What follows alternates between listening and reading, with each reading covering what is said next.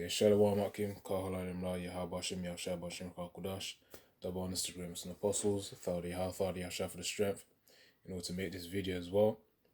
And Shalom what's more to you brothers and for the few sisters out there as well. And of course for the new brothers that are coming into this truth too. And really the focus of today's lesson, and of course Yaharatazar, that you also understand what I'm teaching too. And the topic, going back to the focus of the lesson, is really based upon spirit tuning, man. Spirit tuning increases or turns up as our experience in the truth increases. So that's really what the title of the lesson is. Spirit tuning increases as our spiritual experience also increases too. Because we know that as we enter into this truth, we're awakened to, of course, certain things that at first would seem unusual, but at the same time, you still have a familiarity in the spirit because of the fact that, that goes into a deeper topic, which is reincarnation, because you've done it before in the past life. Right now, you're also doing it again. And what I'm really talking about there is really serving Yahweh and Yahushua. Hence why with certain individuals, I say certain individuals, but yeah, in the grand scheme of things, there's a certain amount of men, Yaharatazar, of course, I'm talking about the 130 of whom will be familiar with the names Yahweh and Yahushua, man. That will resonate in their spirit.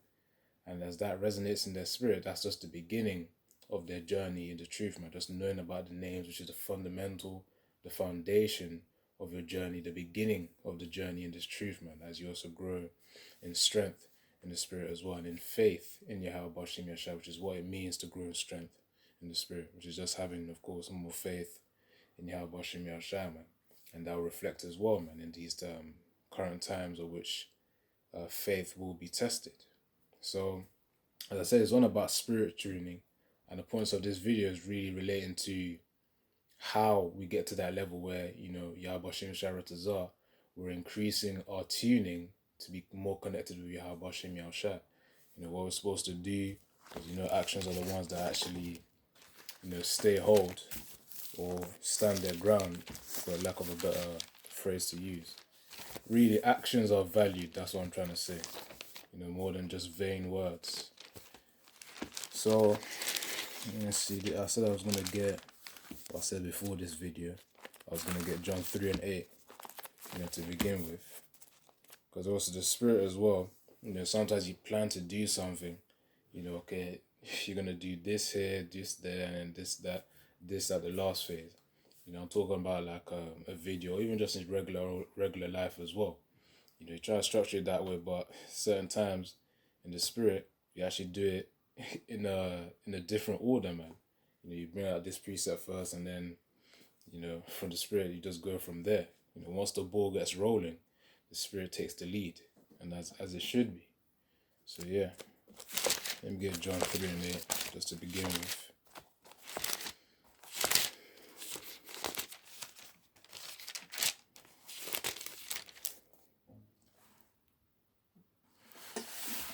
It says here, St. John chapter 3 verse 8.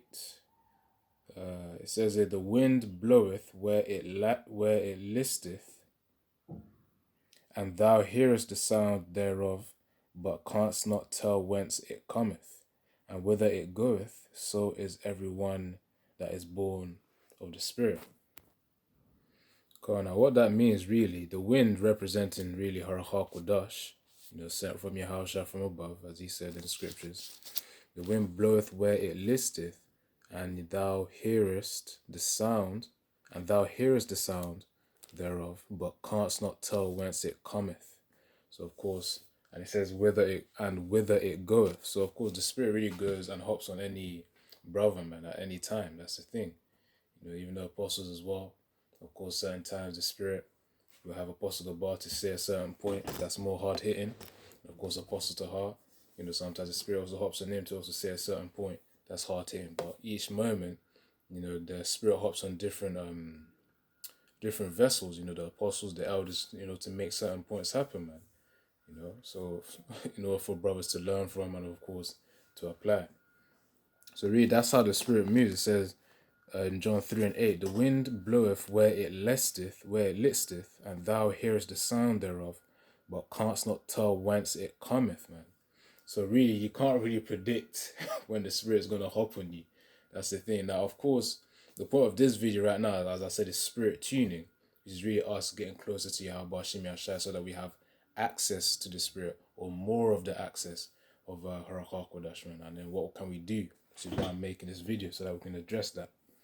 So it says, where it listeth, and thou hearest the sound thereof, but canst not tell whence it cometh and whither it goeth. So you can't tell when it's going to come to you, or who's going to receive it before they actually receive it. You can't even tell, where the Spirit is going to go from one individual. Even if you identify, okay, this guy's got the Harakah Kodash speaking through him right now, heavy. But you can't tell who's the next person is going to be, who's going to receive the Holy Spirit.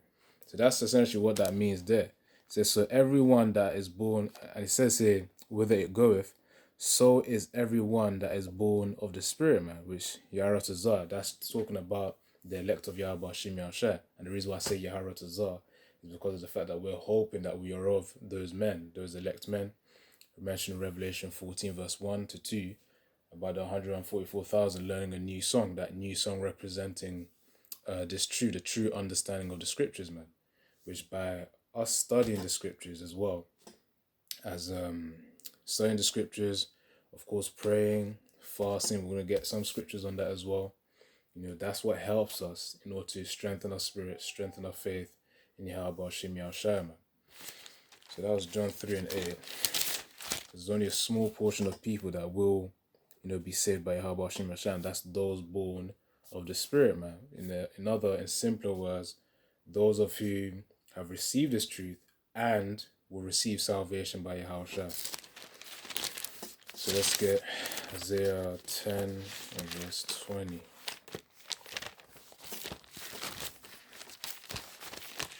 As I said, it's spirit tuning. As John 3:8 just mentioned, you can't really tell when the Spirit's about to, like, you can't predict, okay, the Spirit's going to hop on, this apostle, this elder, this brother, before it actually hops on them, man. That's of the Most High's will. It's like the wind that blows. You can't predict where the wind's going to blow. That's the thing. Esau tries to do that with his meteorology, which is just the study of weather and the atmosphere and climate. But there's only so much that he can do. At the same time, the Most High can just, do something that will shock Esau's predictions, man, and make his predictions vain at any moment. So, let's see. I said I was going to get Isaiah chapter 10. Isaiah chapter 10 and verse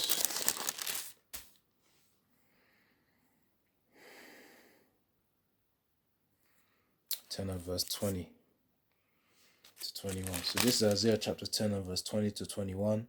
And it shall come to pass in that day that the remnant of Israel and such as are escaped of the house of Jacob shall no more again stay upon him that smote them, but shall stay upon the Lord Yahweh Ba'ashem Yahushua, the Holy One of Israel in truth.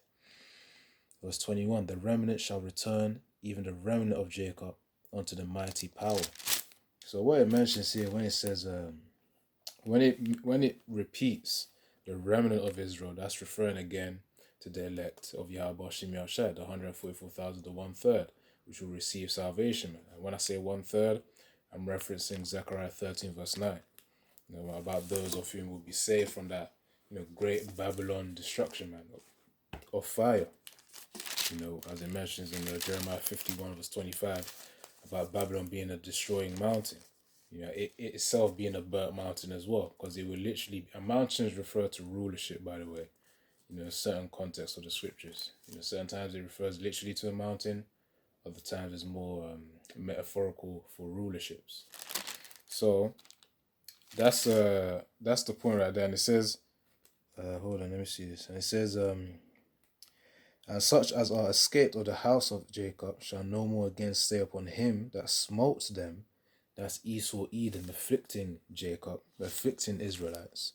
You so-called Negroes, Latinos, and Native American Indians, as well as a speckled bird out there who look like the other nations, as well as who look like the other nations, but of course are actually Israelites, man. By bloodline. Of course, you can tell from their spirit. And it says, it shall no more again stay upon him that smote them. So of course Esau will no longer have power over Israel again. It says, but shall stay upon the Lord Yahweh, the Holy One of Israel. And that's the thing. When it says Lord, that's talking about Yahweh.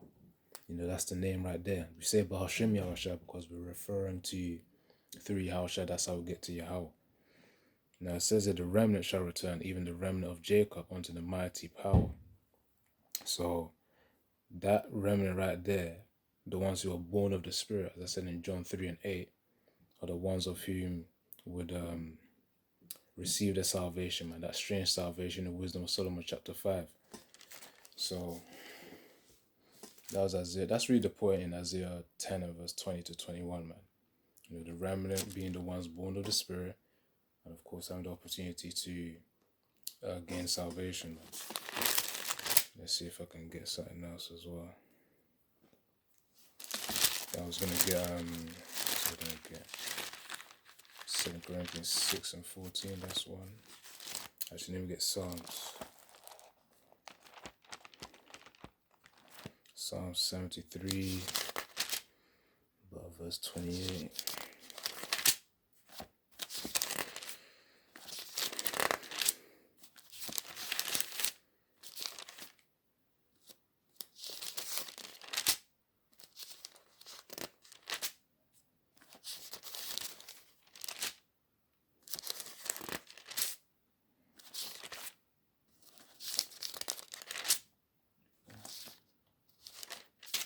That's 53.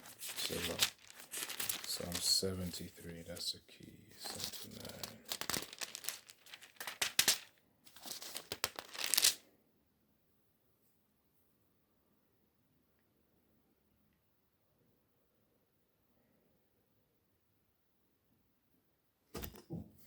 Right, so it says in Psalm 73, verse 27, for lo, they that are far from thee shall perish.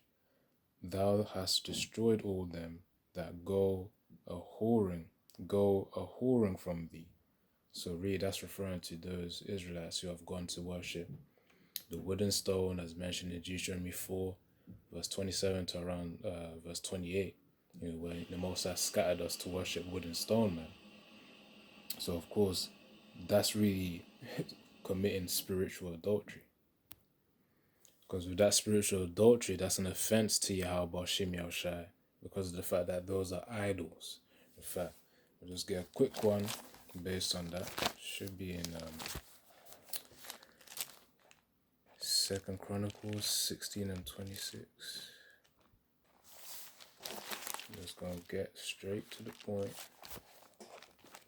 Straight to the point. Alright, so 2 Chronicles here. 2 Chronicles, so that's 8, 7, 6 and verse 26. If it ain't second, yeah, it's first. It has to be 1 Chronicles. Alright, this is 1 Chronicles, chapter 1 Chronicles chapter 6 and 26.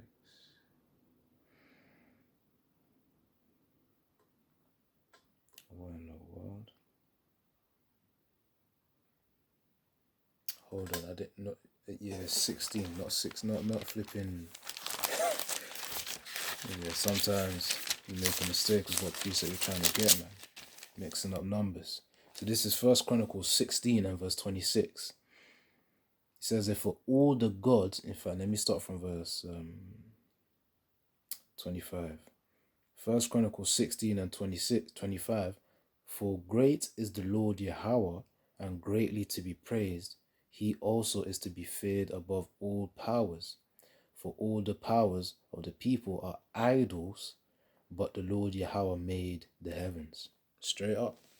So all these people trying to argue, about their idol bringing judgment, and you gotta come to flipping Islam or Christianity or whatever philosophy of the world that they're trying to enforce upon people. Because there's I know with certain Muslims out there in the world, if you've encountered them, certain of them actually desire to convert you. You know, if they see that you got you got you're more of a open type of guy or more respectful to try and say, okay, you got to come over, man, you got to come over. Or if you have some mishaps with Christianity, they try to use that and then try and tempt you to come in.